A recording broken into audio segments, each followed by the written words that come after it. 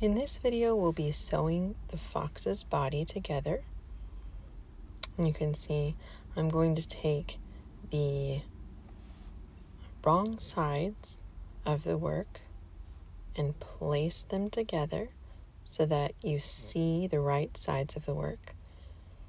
So when you turn it, you'll see the right side or front side, and the wrong sides will be hidden. So once you have those lined up, we'll take our safety pins and we will pin the two pieces together so that they'll stay together while we're stitching. You want to be careful when you're putting those pins in that they're in good places to keep the two pieces together while you stitch, but also not putting the pins through the embroidery. That can weaken the stitches in the embroidery. So try to just put them through the fabric of the body, not through the eyes or the cheeks or the places where there's embroidered facial features. And I'll just go around and put my pins in place to hold the two pieces together. You want to make sure that you can reach those where you're going to put the stitches. So you don't want to put the pins too far out on the outside edge, otherwise you'll get tangled up with your stitches. Now we're going to use a whip stitch to join these two pieces together. And you can see when I started my stitch, I actually started it between the two pieces of fabric so that my knot is hidden between the two pieces of fabric. And I'm going to put my needle right through that very corner where those stitch guidelines are. Now you'll just follow those stitch guidelines around the outer edge as you're doing the whip stitch to join the two pieces together. You'll start at one of the bottom corners, and you can actually use that outer line of stitches as your guideline for your whip stitches so that you keep your whip stitches neat and even.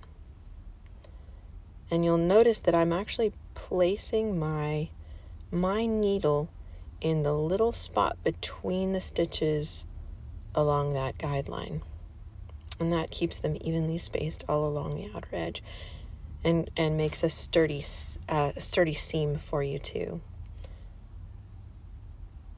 So there it is on the back. The front and the back should mirror each other, so they should look the same.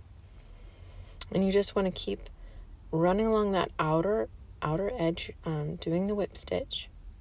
If you'd like some more guidance on how to do the whip stitch or more instructions, I do have a video on just simply how to do the whip stitch, how to begin it and how to end it. And you can see I was showing where I'm placing my stitches, right in those little holes between where that guideline stitches run. Now I'm just going to continue working along the outer edge all the way around to join those two pieces, the front and body pieces together. And just take your time. Try to make those stitches as evenly as possible. See if they get a little sideways, you can just use your nail or your needle to kind of straighten them out, make them even. When you come into the corner, you can see I'm just following that guideline around, going into the next stitch and the next stitch, and that helps you to go right around those edges and corners.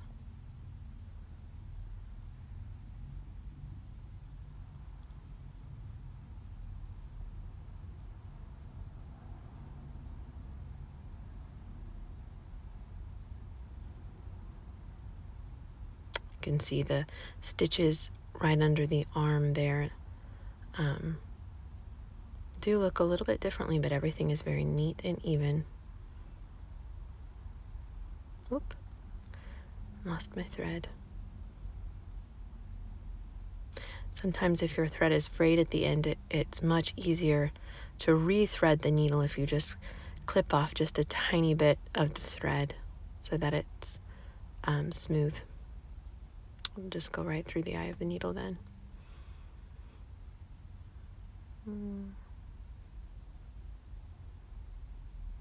My thread is starting to get very short. I need to tie an ending knot so that I can rethread my needle with more thread. So I'm going to make a stitch as if to do the whip stitch. Then I'm just going to go through the last stitch 2 times, pull it tight, and then I'll press the end into the work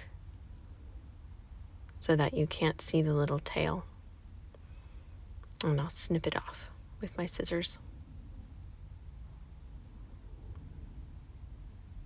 For more instructions about how to start and stop the whip stitch, you can see my playlist on basic sewing instructions.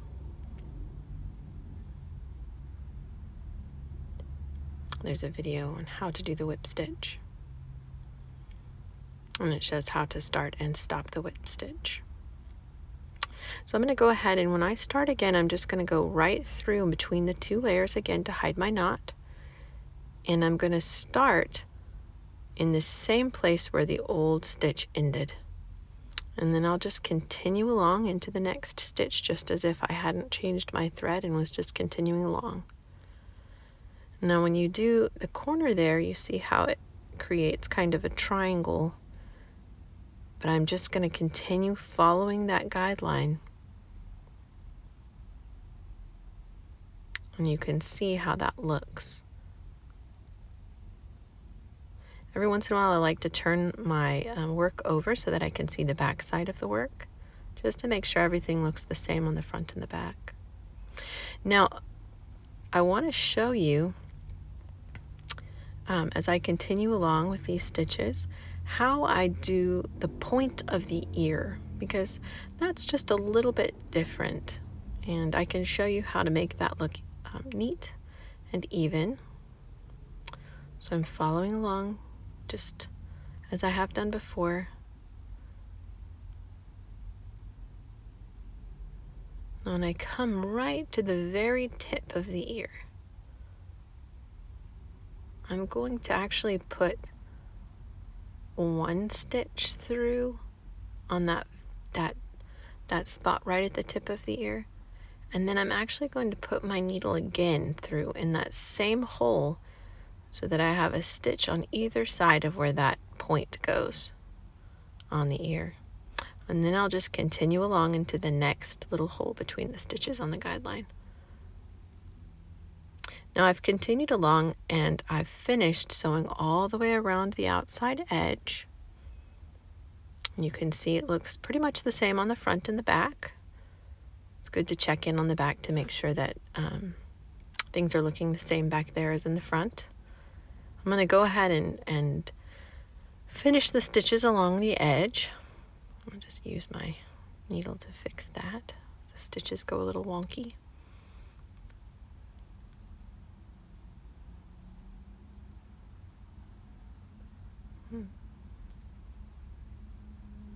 And when I get to the very bottom edge,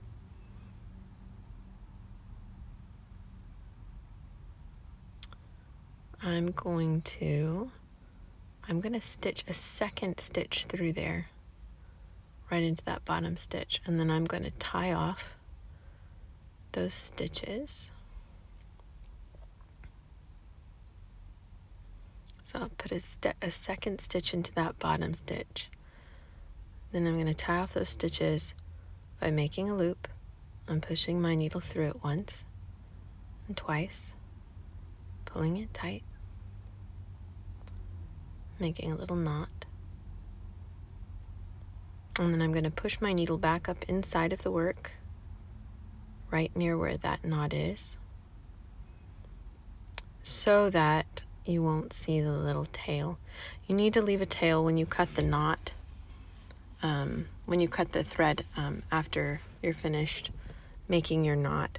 You need to leave just a little bit of thread on the other side of the knot. You don't want to cut it too close so that it doesn't come unraveled, because your knot can come undone if that thread is too short.